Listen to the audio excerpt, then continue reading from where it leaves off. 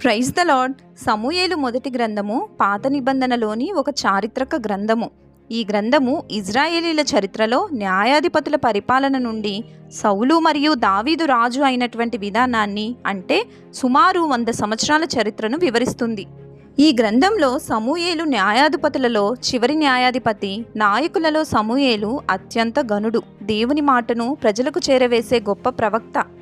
ప్రజలు దేవుని పాలన కంటే కంటికి కనిపించే రాజు కావాలని కోరుకున్నప్పుడు దేవుడు సమూయేలు ద్వారా సౌలును, తర్వాత దావీదును రాజుగా అభిషేకించారు. సౌలు ఇజ్రాయేలీలకు మొదటి రాజు అయినప్పటికీ గర్వం మరియు అవిధేయత వలన పతనమయ్యారు.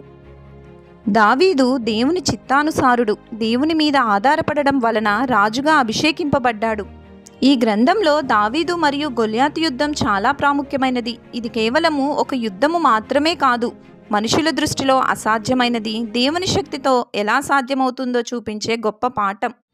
ఈ గ్రంథము బలులు అర్పించడం కంటే దేవునికి విధేయత చూపటం చాలా శ్రేష్టము అని, అహంకారులను దేవుడు తగ్గించి దీనులను ఆయన ఎంతగానో హెచ్చిస్తారు అని మొదటి సమూయేలు గ్రంథం చక్కగా వివరిస్తుంది.